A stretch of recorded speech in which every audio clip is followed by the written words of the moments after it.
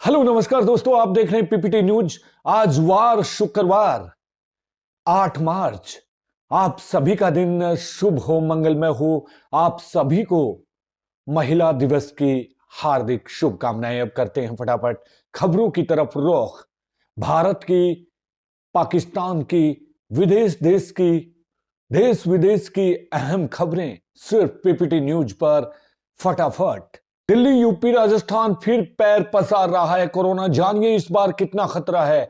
Delhi, NCR समेत उत्तर भारत के राज्यों में कोविड 19 मामलों में उछाल देखा जा रहा है। दिल्ली में पिछले 15 दिनों में 2.5 गुना कोविड केस बढ़ गए हैं।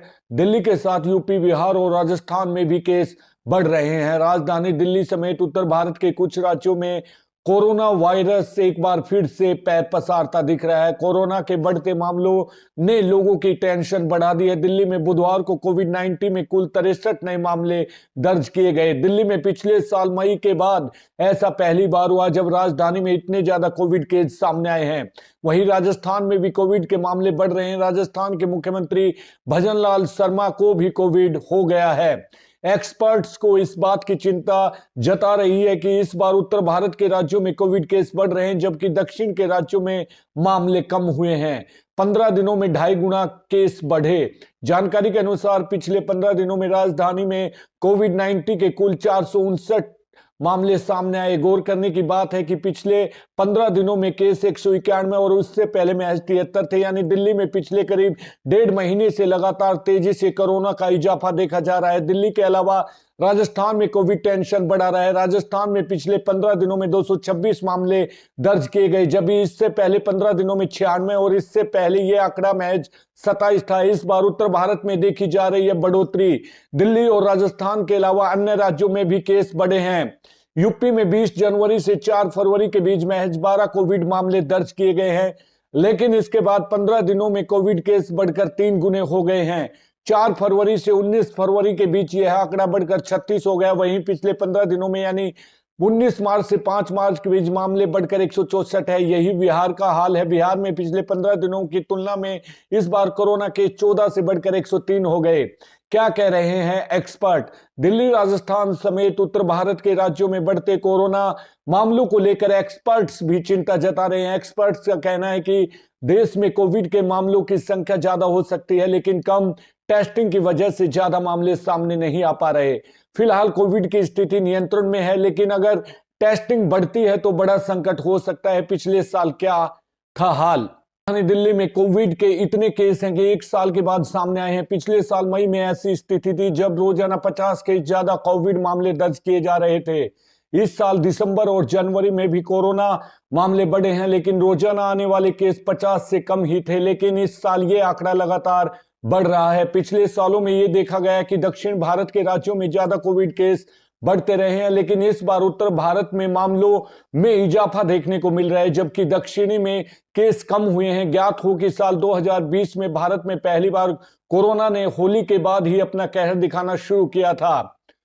भाजपा रोहतक की सीट पर अभिनेता रणदीप हुड्डा खेल सकती है दांव। 3 नामों में पहले नंबर पर।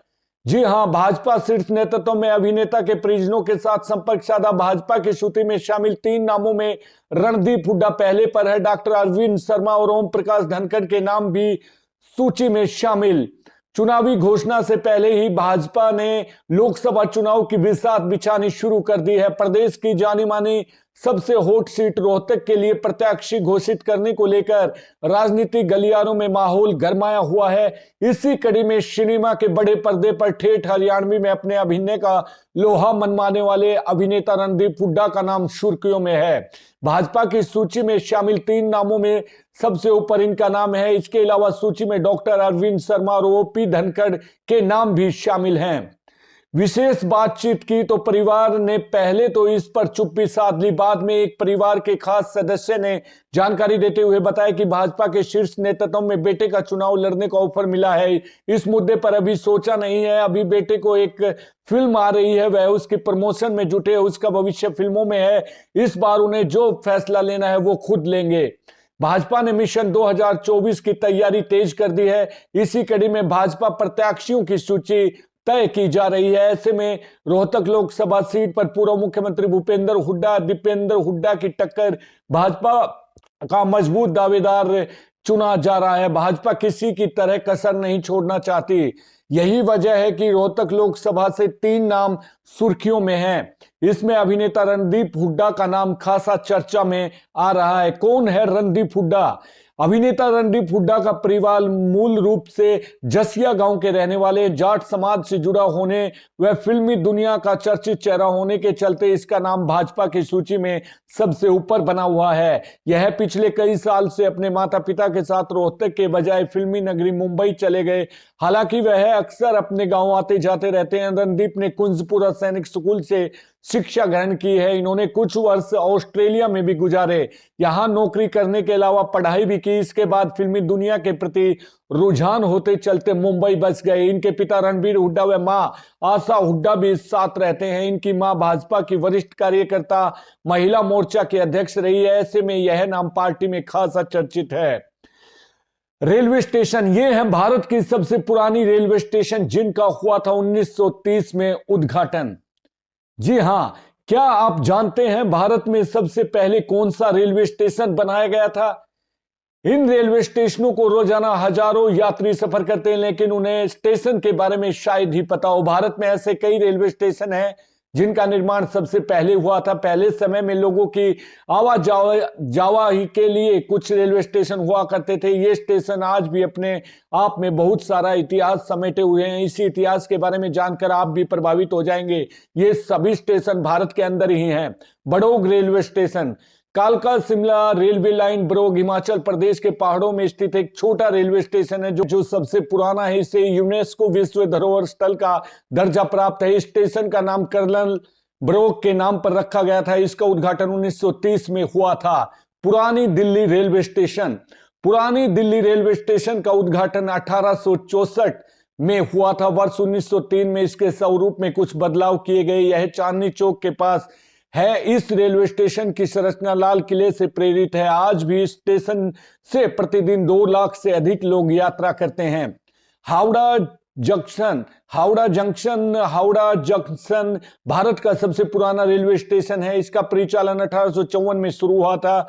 यह सबसे व्यस्त रेलवे स्टेशन है। इसमें 23 प्लेटफॉर्म है और आज भी यहां हर दिन 2 लाख से ज्यादा लोग यात्रा करते हैं। छत्रपति शिवाजी महाराज टर्मिनस, भारत के सबसे पुराने रेलवे स्टेशन की बात करें तो छत्रपति शिवाजी महाराज टर्मिनस सबसे पुराना 1853 में चालू हुआ था। यह स्टेशन अंदर और बाहर दोनों की तरफ से बेहद खूबसूरत है। इस रेलवे स्टेशन को विक्टोरिया टर्मिनस के नाम से भी जाना जाता है। यह यूनेस्को की विश्व धरोहर सूची में आता है। Lucknow Charbagh railway station, Charbagh railway station 1914 में चालू हुआ। यह रेलवे स्टेशन पुरानी इमारतों के रूप में बनाया गया है। यहां राजधानी और मुगल वास्तुकला का मिश्रण है। एक रिपोर्ट के मुताबिक यह वही जगह है जहां जवाहरलाल नेहरू ने 1916 में पहली बार महात्मा गांधी से मिले थे। 9 प्लेटफार्मों के साथ यह उत्तरी भारत के सबसे व्यस्त रेलवे स्टेशनों में से एक है। रानू मंडल के बाद वायरल हुआ इस ट्रक ड्राइवर का गाना। कुछ अंदाज में गाया मोहम्मद रफी का गाना। लोग बोले, कहने लगे टैलेंट। वीडियो में आप देख सकते हैं ड्राइवर कमलेश किस तरह से मोहम्मद रफी के मशहूर गाने मुझे इश्क है तुझे से गा रहे हैं। इस उम्र में उनके जज्बे को देखकर लोग हैरान हैं। उनकी गायकी की तारीफ कर रहे हैं।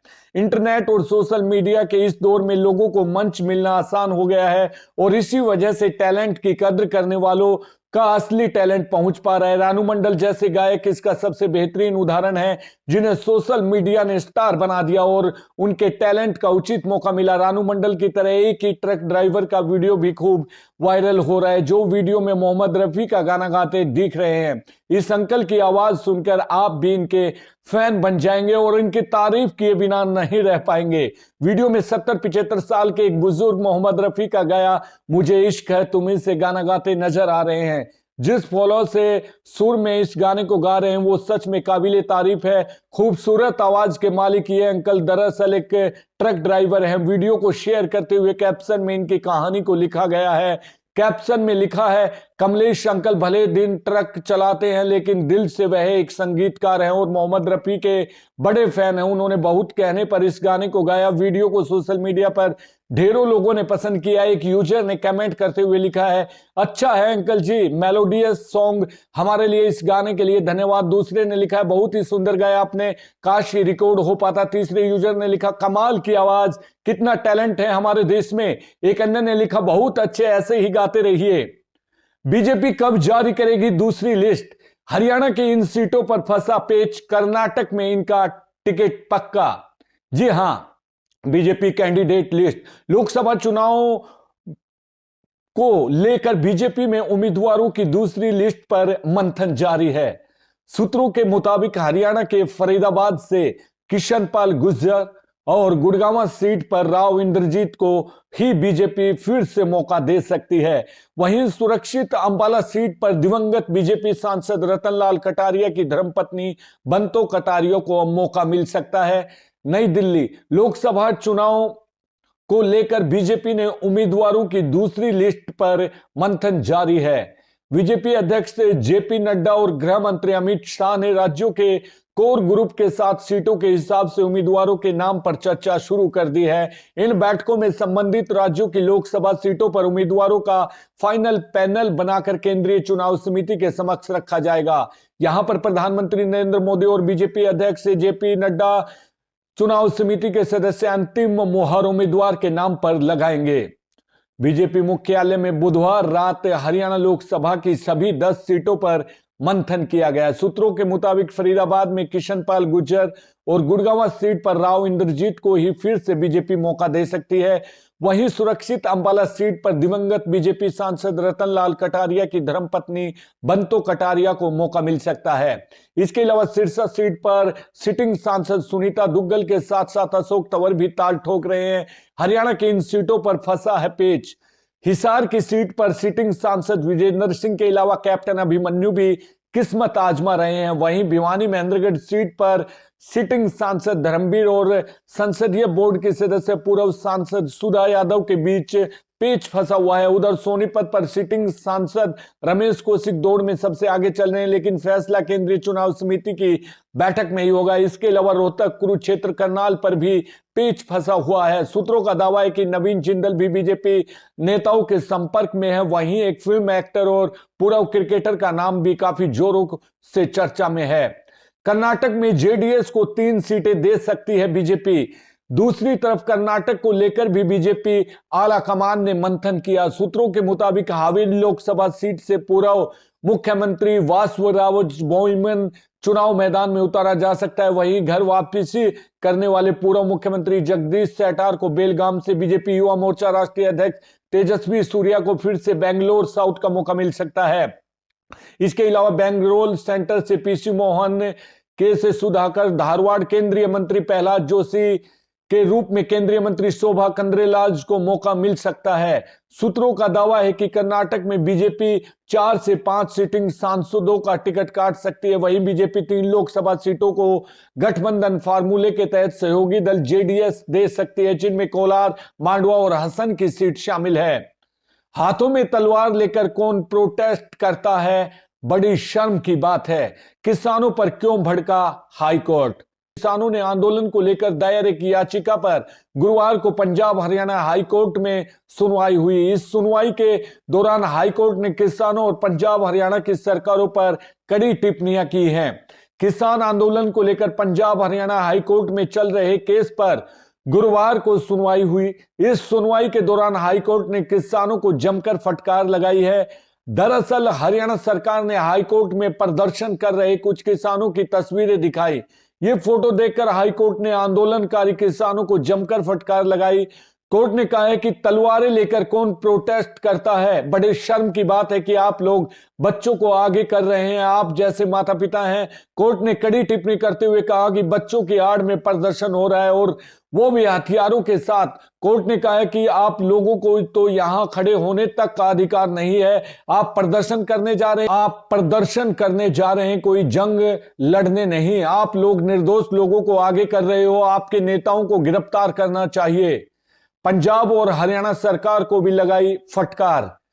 जानकारी के लिए बता दें कि हाई कोर्ट ने इस दौरान हरियाणा और पंजाब की सरकारों को भी फटकार लगाई। कोर्ट ने कहा कि इस पूरे मामले में दोनों ही राज्य अपनी जिम्मेदारी सही तरीके से निभाने में नाकाम है। कोर्ट ने कहा कि किसान शुभकरण की मौत की जांच हाई कोर्ट के रिटायर्ड जज की अगुवाई में होगी। इसके लिए 3 मेंबरों की समिति बनाई जाएगी। कोर्ट ने आंदोलन को शांतिपूर्वक बताने वाले वकीलों को फटकारा और कहा, यहां खड़े होकर बोलना बहुत आसान है। कोर्ट ने वकीलों से पूछा, क्या आप पटियाला की घटना भूल गए हैं जब वहां एक पुलिस अधिकारी का हाथ काट दिया गया था? हाई कोर्ट ने वकीलों से पूछा कि हाथों में तलवार लेकर शांतिपूर्वक प्रोटेस्ट कौन करता है? गैंगरेप पीड़िता की आत्महत्या के बाद बच्चियों के पिता ने लगाई फांसी। लगातार मिल रही थी धमकी। ईंट भट्टे में गैंगरेप के बाद वीडियो बनाकर ब्लैकमेल करने से क्षुब्ध 2 किशोरियों पर आत्महत्या करने के बाद अब पिता ने भी फांसी लगा ली। इस घटना से परिजनों में कोहराम मचा हुआ है। परिजनों ने आरोप लगाया कि गैंगरेप पीड़ित किशोरियों के आत्महत्या के मामले को रफा दफा करने की धमकी आरोपी पक्ष ने दी है। उत्तर प्रदेश के कानपुर में ईंट भट्टे पर 2 किशोरियों ने आत्महत्या करने के बाद यहां हमीरपुर में पिता ने भी फांसी लगा ली। इस घटना से परिजनों में कोहराम मचा हुआ है। परिजनों ने इस घटना को लेकर ईंट भट्टे पर काम करने वालों को धमकी देने के आरोप लगाए हैं। हमीरपुर जिले के सिलोसर थाना क्षेत्र में एक गांव के मजदूर पड़ोसी जिले में घाटमपुर क्षेत्र में बरौली गांव में ईंट भट्टे पर मजदूर गए थे। मजदूरी ने परिवार 2 किशोरियों की भी मजदूरी के लिए गई थी। भट्टे के ठेकेदार रामस्वरूप के पुत्र रज्जू भांजे संजू दोनों किशोरियों को शराब पिलाने के बाद उनके साथ गैंगरेप किया। दरिंदों ने इसका वीडियो भी बना डाला जिसके जरिए दोनों किशोरियों को ब्लैकमेल किए जाने लगा। दरिंदों की इस हरकत से क्षुब्ध होकर दोनों किशोरियों ने ईंट भट्टे के पास पड़े एक फंदे पर झूल गए। इसी घटना के बाद ईंट संचालकों के पीड़ित मामला दफा करने का दबाव बनाया। इसी बीच कांग्रेस महिला विंग की प्रदेश अध्यक्ष करिश्मा ठाकुर के निर्देश पर पार्टी नेताओं का एक प्रतिनिधि मंडल घटनास्थल पर पहुंचा और पीड़ित परिवार से घटना की जानकारी ली। यह मामला तूल पकड़ते ही पुलिस ने आनन फानन मामला दर्ज कर ठेकेदार रामस्वरूप, रज्जू व संजू को गिरफ्तार कर जेल भेज दिया है। यही नहीं, रज्जू और संजू के मोबाइल कब्जे से लेकर फोरेंसिक जांच के लिए भेजा है। घटना के 3 दिन बाद किशोरियों के शवों को यहां गांव में पुलिस की मौजूदगी में अंतिम संस्कार किया गया। अंतिम संस्कार 4 दिन भी बीते, पिता भी फांसी लगाकर आत्महत्या कर ली। इस घटना को लेकर कांग्रेस की महिला विंग की प्रदेश अध्यक्ष प्रियंका गांधी ने भी ट्वीट करके कानून व्यवस्था पर सवाल उठाए हैं। धमकी मिलने के बाद पिता ने लगाई फांसी। परिजनों ने बताया, ईंट भट्टा संचालकों की ओर से लगातार मामला रफा दफा करने के लिए धमकी दी जा रही थी। एक दिन पहले घाटमपुर में एक महिला गांव आकर पीड़ित परिवार को धमकाया था कि वह इस मामले को वापस ले ले। इससे परेशान होकर पिता ने आत्महत्या कर ली।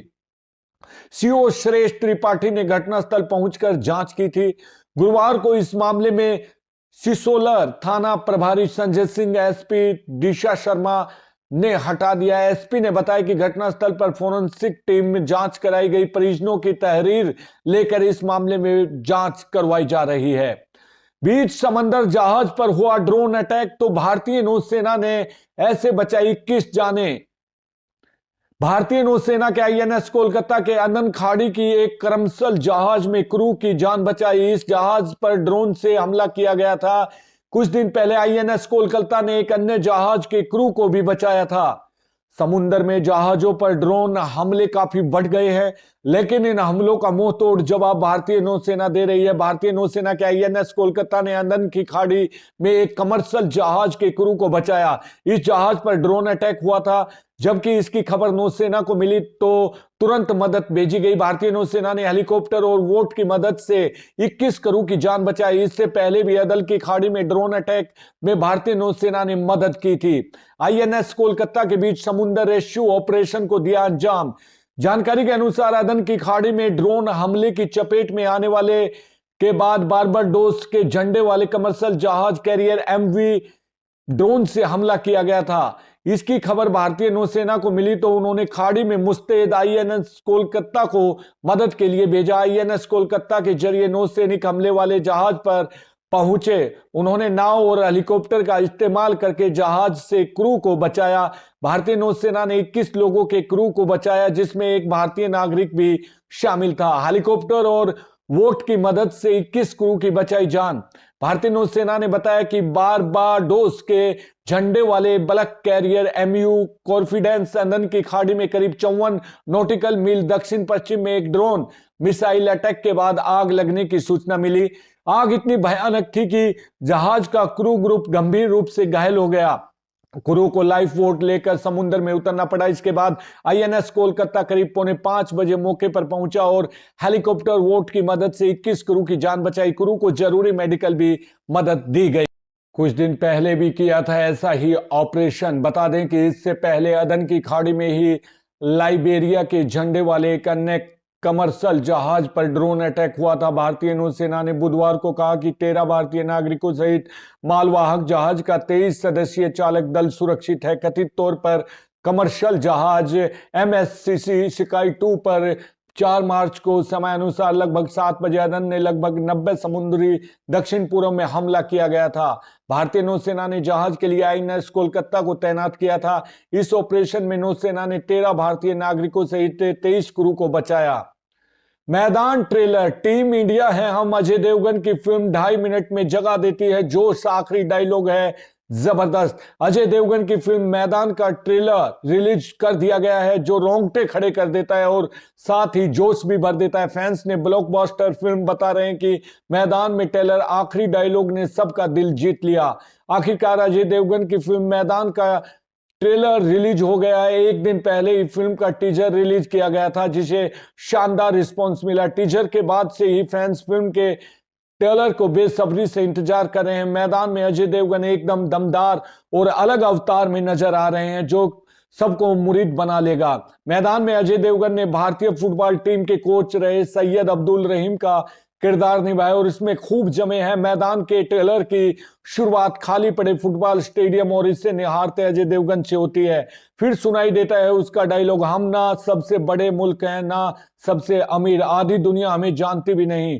फुटबॉल हमारी पहचान बना सकती है क्योंकि सारी दुनिया फुटबॉल खेलती है। इसलिए इंडिया को अगले 10 साल तक एक वर्ल्ड क्लास टीम बनाने की बात याद रखनी चाहिए। इस बात में ही फिल्म का सार समझ आ जाता है। मैदान के ट्रेलर में दिखाया गया है कि कैसे फुटबॉल के मैदान में इंडिया कंपनी पहचान के लिए प्लेयर के जरिए लड़ाई लड़ता है। फैंस मैदान का ट्रेलर देखकर फिदा हो गए। वैसे तो अजय देवगन के साथ हर सीन की तारीफ हो रही है लेकिन ट्रेलर में आखिरी में बोले गए अजय देवगन के डायलॉग ने दिल जीत लिया है। सोच एक, समझ एक, दिल एक, इसलिए मैदान में आज उतरना 11 लेकिन देखना एक। कौन थे सैयद अब्दुल रहीम?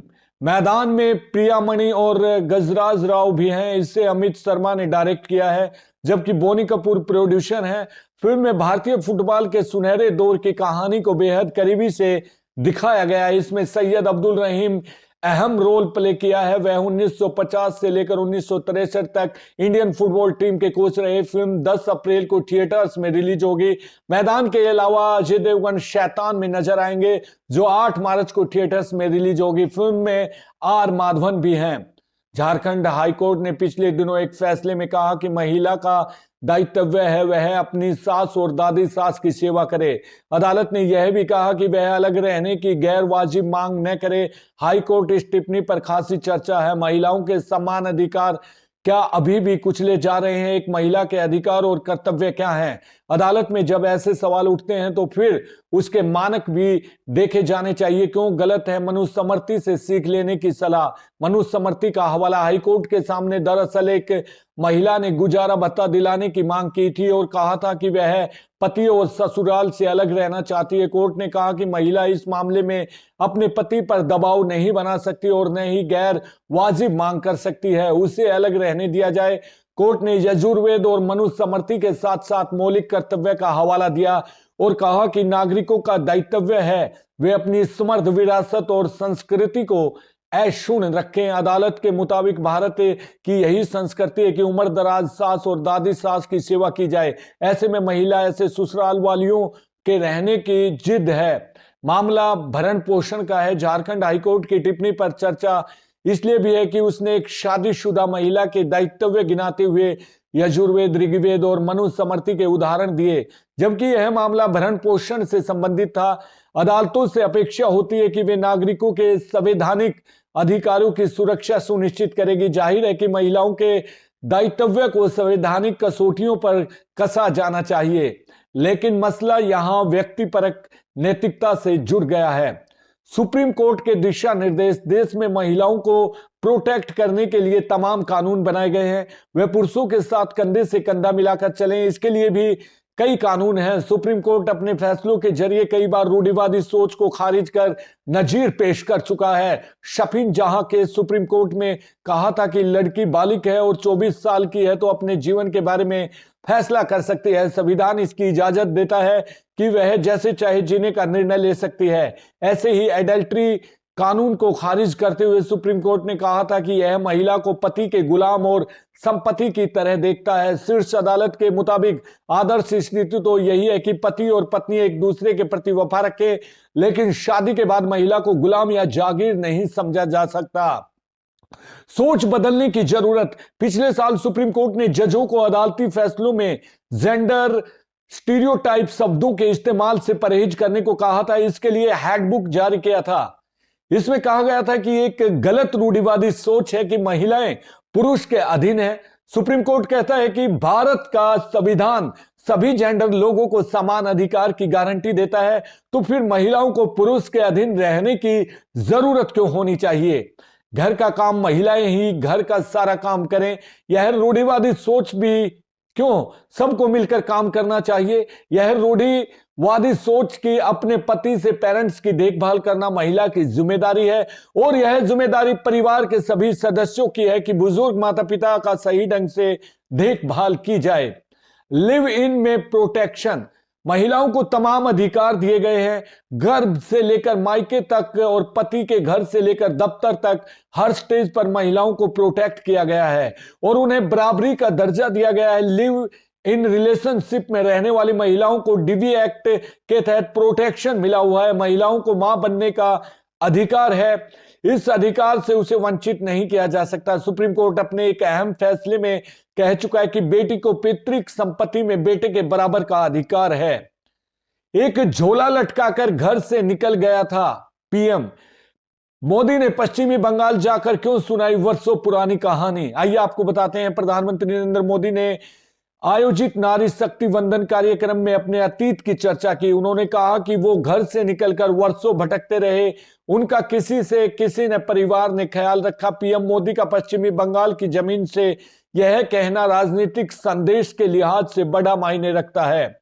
प्रधानमंत्री नरेंद्र मोदी कितने कैलकुलेटिव हैं, इसका अंदाजा तो वक्त वक्त पर लगता ही रहता है, लेकिन आज कोलकाता की रैली में उन्होंने जो कहा, जिस भाव भंगिमा से कहा, वो उनके चुनावी राजनीति में प्रकांड होने का अनोखा प्रमाण है।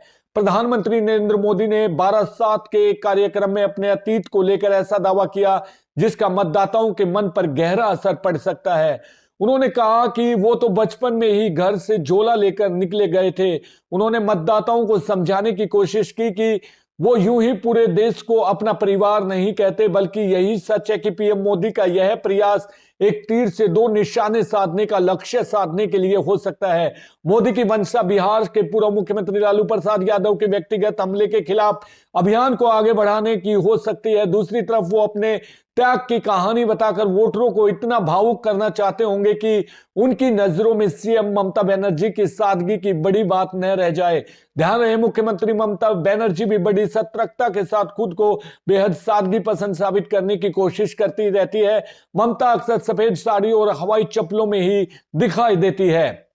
पीएम ने बताने से पहले 4 बार पूछा और वो बात पहले बात पीएम ने मोदी के बयान की उन्होंने 12/7 में कहा, मैं जीवन का एक पहलू जिसके विषय में आमतौर पर नहीं बोलता हूं, लेकिन आज जब माताएं बहनें बैठी हैं तो बोलने का मेरा मन कर रहा है। बताऊं मैं पहले कभी नहीं बताता था, लेकिन आज मन करता है बता दूं।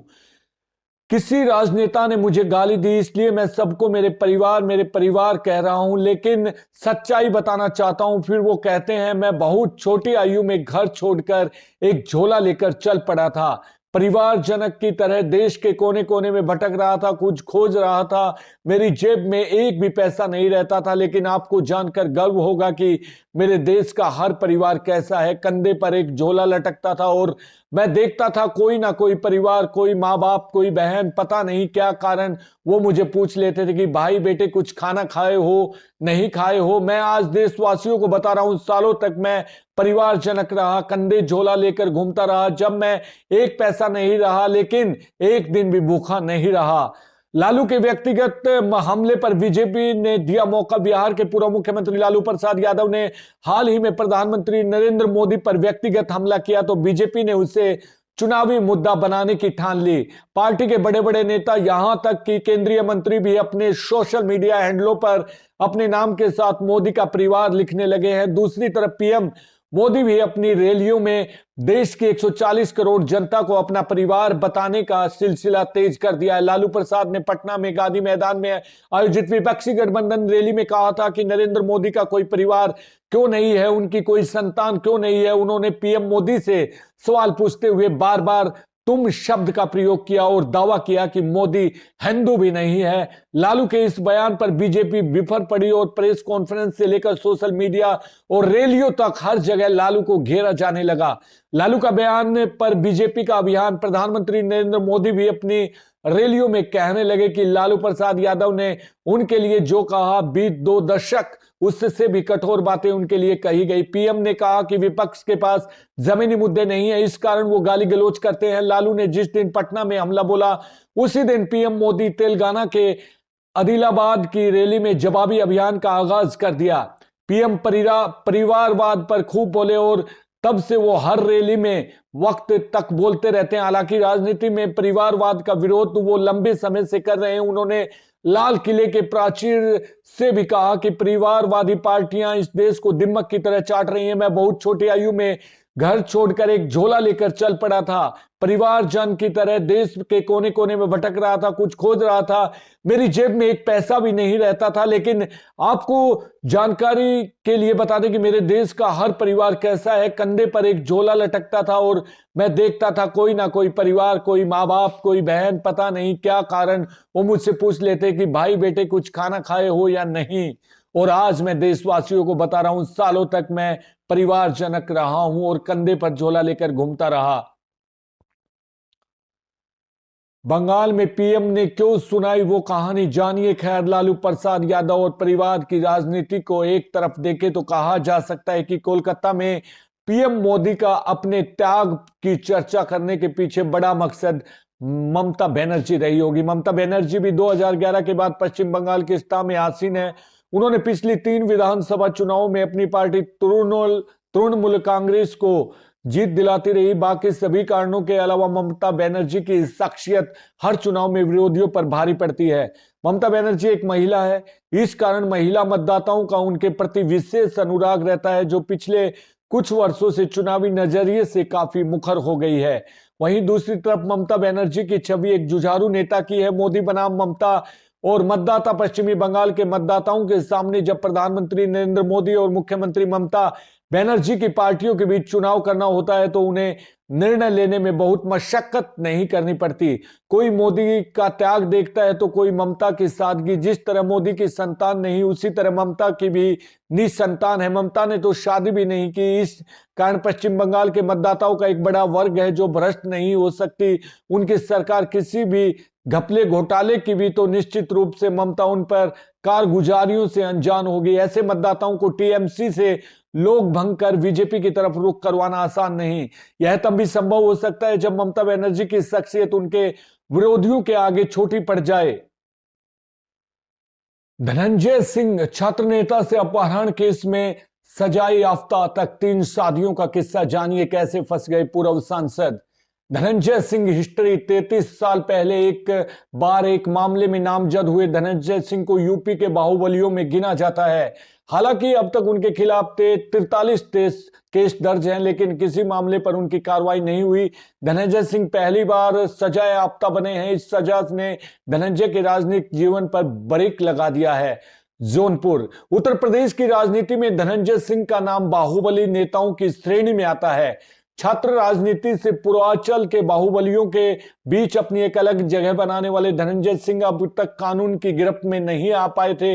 33 साल पहले उन पर पहली बार दर्ज मामला हुआ। हालांकि पहली बार अपहरण केस में सजा का ऐलान हुआ, वह भी तब जब गवाह मुकर गए। पुलिस की जांच और साक्ष्यों के आधार पर धनंजय को कोर्ट में दोषी करार दिया। बाहुबली धनंजय सिंह की कहानी फिल्मी लगती है। कभी पूर्वांचल के अपराध की दुनिया के बड़े नाम को टक्कर देते वो दिखाई दिए, अपनी अलग जगह बनाई है। वहीं पुलिस से बचने के लिए उन्होंने अपनी मौत की खबर फैला दी थी। उनकी 3 शादियों का किस्सा भी कुछ अलग ही है। धनंजय सिंह अपने नाम और काम के लिए खासे चर्चित रहे हैं। लोगों के डर का माहौल बनाने वाले धनंजय ने जब राजनीति में कदम रखा तो अपने दम पर जौनपुर की राजनीति को कंट्रोल किया। लोकसभा चुनाव 2024 को लेकर धनंजय तैयारियों में जुटे थे, लेकिन मई 2020 में नामी गंगे प्रोजेक्ट मैनेजर अपहरण केस में उनके खिलाफ सजा का ऐलान कर दिया गया। धनंजय को जौनपुर एमपी एमएलए कोर्ट की ओर से 7 साल की सजा सुनाई गई है। इसके अलावा उन पर 50,000 रुपए का जुर्माना भी लगाया गया है। कोर्ट के आदेश के बाद धनंजय के चुनाव लड़ने का सपना टूटता दिख रहा है। कोलकाता में कैसे हुआ था जन्म? धनंजय सिंह का जन्म 16 जुलाई 1975 को कोलकाता में हुआ था। जन्म के कुछ साल बाद पूरा परिवार जौनपुर आ गया। वर्ष 1990 में 10वीं कक्षा की पढ़ाई के दौरान महर्षि विद्या मंदिर शिक्षक गोविंद उनियाल की हत्या हो गई। इस हत्या के मामले में धनंजय सिंह का नाम आया। 12वीं में पहुंचते तो एक और युवक की हत्या हो गई, फिर धनंजय सिंह का नाम आया। पुलिस ने पकड़ लिया। धनंजय सिंह ने जेल में रहते हुए अपनी पढ़ाई जारी रखी। जेल से ही उन्होंने 3 परीक्षाएं दी। स्कूली शिक्षा के बाद धनंजय सिंह का दाखिला लखनऊ यूनिवर्सिटी में हुआ। लखनऊ यूनिवर्सिटी में धनंजय के अभ्यास से दोस्ती हो गई। यहां से उनकी राजनीतिक की शुरुआत हुई। यूनिवर्सिटी में धनंजय सिंह की निकटता अभय सिंह, बबलू सिंह और दयाशंकर सिंह से बढ़ गई। लखनऊ यूनिवर्सिटी में इसे ठाकुरवाद कहा जाने लगा। यूनिवर्सिटी में उन्होंने वर्चस्व बढ़ाना शुरू किया। इसके बाद ठेकों में दखल अंदाजी शुरू हुई। धनंजय सिंह की यूनिवर्सिटी में पढ़ाई के दौरान उनकी दबंगई चर्चा में आ गई। हबीबुल्ला हॉस्टल केंद्र था। उनका नाम अपराध की घटनाओं में जुड़ने के बाद हॉस्टल चर्चा में आने लगा। चाकूबाजी, किडनैपिंग से लेकर गोलीबारी तक की घटना में धनंजय सिंह का नाम जुड़ने लगा। रेल ठेकों को करने लगे मैनेज। धनंजय सिंह यूपी के अपराध की दुनिया में वर्चस्व बनाने वालों को रेलवे ठेकों में हाथ आजमाते देखा तो वे भी इसमें कूद पड़े। रेल ठेकों में मैनेज करने की दखल देना शुरू किया। उसी समय गुंडा टैक्स की चर्चा होने लगी। वर्ष 1997 तक धनंजय सिंह पर 12 मुकदमे दर्ज हो चुके थे। पीएचडी विभाग के इंजीनियर गोपाल शरण श्रीवास्तव की हत्या के बाद उन पर साजिश का आरोप लगा। धनंजय फरार हो गए। 50,000 रुपए की इनामी घोषणा भी इनके ऊपर हुई। एनकाउंटर दिखाने का खेल। धनंजय सिंह ने पुलिस की फाइल से अपना नाम गायब कराने के लिए बड़ा खेल खेला। यह खेल ऐसा था कि पुलिस रिकॉर्ड में उन्हें मृत घोषित कर दिया गया। दरअसल 17 अक्टूबर 1998 को भदोई मिर्जापुर रोड पर स्थित एक पेट्रोल पंप की लूट की सूचना आई। पुलिस ने तत्परता दिखाई और धनंजय सिंह को गिरफ्तार किया। उसके बाद पुलिस ने दावा किया कि धनंजय सिंह वहां से फरार हो रहे थे। इसी दौरान उन्हें मार गिराया। हालांकि बाद में मामला खुला। धनंजय जीवित पाए गए तो एनकाउंटर पर सवाल खड़ा हुआ। जांच में पाया गया कि एनकाउंटर में सपा कार्यकर्ता ओम प्रकाश यादव को मार गिराया गया था। सपा ने भाजपा के खिलाफ सड़कों पर उतरकर प्रदर्शन शुरू कर दिया। मानवाधिकार आयोग की ओर से गठित जांच टीम ने बड़ी गड़बड़ी पाई। जांच आयोग की रिपोर्ट के बाद 34 पुलिसकर्मियों को भी सस्पेंड किया गया। उनके खिलाफ केस दर्ज किया गया। धनंजय सिंह की बीजेपी से निकटता की चर्चा रही थी। सीएम योगी पर आरोप लगा कि वे धनंजय को प्रेशर दे रहे हैं। धनंजय सिंह को वायु श्रेणी सुरक्षा दिए जाने पर भी सवाल उठा। 2018 में इस मामले में याचिका दायर की गई। इसके बाद योगी सरकार बैकफुट पर आई। हत्या का प्रयास जैसे 43 गंभीर मुकदमे झेल रहे आरोपी वायु सुरक्षा पर सवाल उठा। कोई भी इस मामले में कड़ी टिप्पणी। 25 मई 2018 को धनंजय से सुरक्षा वापस ली गई। कई घटनाओं को अंजाम देने का आरोप भी इन पर लगा। 2018 में बागपत जेल के अंदर मुन्ना बजरंगी की हत्या के मामले में धनंजय का नाम जुड़ा है। पत्नी सीमा सिंह पूर्व सांसद हत्या कराने का आरोप लगाया। 5 जनवरी 2021 को लखनऊ के गोमती नगर में अजीत सिंह उर्फ लंगड़ा की गोली मारकर हत्या के मामले से उनका नाम जुड़ा हुआ है। मोहम्मदाबाद विधानसभा के गोहाना ब्लॉक के प्रमुख को माफिया मुख्तार अंसारी का खास माना जाता था। इस मामले में नामजद होने के बाद धनंजय फरार हो गए। उन पर 25,000 का इनामी घोषित हुआ। गैर जमानती वारंट जारी हुआ। फरार धनंजय जी को 4 जनवरी 2022 को मल्हनी में क्रिकेट खेलते देखा। इस मामले को सपा अध्यक्ष अखिलेश यादव ने जोर शोर से उठाया। फरारी के दौरान धनंजय सिंह ने अपनी तीसरी पत्नी श्रीकला रेड्डी को जिला पंचायत अध्यक्ष का चुनाव जिता दिया। राहत में बीच अब आई बड़ी आफत। 15 फरवरी 2022 को एसटीएफ ने धनंजय सिंह पर लगी गैर जमानती धाराओं को हटाते हुए बड़ी राहत दे दी। उन पर जमानती धाराओं के तहत आरोप निर्धारित किया गया। इसके बाद 17 फरवरी 2022 को धनंजय सिंह ने जनता दल यूनाइटेड मल्हानी सीट पर फिर से नामांकन किया। हालांकि जीत दर्ज कर पाने में कामयाबी नहीं मिली। सरकार से राहत के बाद एक बार फिर से वो जौनपुर लोकसभा सीट से उम्मीदवारी पेश कर रहे थे। एनडीए से वे उम्मीदवार की उम्मीद कर रहे थे, लेकिन अब एमपी एमएलए कोर्ट का आदेश उन पर आफत बनकर आया है। 2020 के प्रोजेक्ट मैनेजर अपहरण केस में उनके खिलाफ विशेष जज ने 7 साल की जेल और 50,000 रुपए की जुर्माना लगा दिया है। धनंजय सिंह एक बार फिर से सलाखों के पीछे हो गए हैं। 3 शादियों का अलग मामला। धनंजय सिंह ने 3 शादियां की। यह मामला खूब चर्चा में रहा। पॉलिटिकल साइंस से एमए की डिग्री हासिल करने वाले धनंजय सिंह ने पूर्वांचल के अपनी धाक जमाई थी। धनंजय की पहली शादी 2006 में हुई थी। उनकी पहली पत्नी का नाम मीनू था। मीनू का बाद में निधन हो गया। इसके बाद धनंजय ने वर्ष 2009 में डॉक्टर जागृति सिंह से शादी की। धनंजय और जागृति के बाद अलग हो गए। वर्ष 2017 में धनंजय ने श्रीकला रेड्डी से तीसरी शादी की। उनकी यह शादी खूब चर्चा में रही। तो दोस्तों, ये थी हमारी देश विदेश की खबरें। बने रहे हमारे साथ, देखते रहे पीपीटी न्यूज। अगर आपने हमारे चैनल को सब्सक्राइब नहीं किया है तो प्यारे दोस्तों, हमारे चैनल को जरूर सब्सक्राइब करें, क्योंकि आपकी थोड़ी सी सपोर्ट हम में उत्साह भर देती है। फिर मिलते हैं कल इसी वक्त। आप अपना ध्यान रखिएगा, ख्याल रखिएगा। जय हिंद, जय भारत।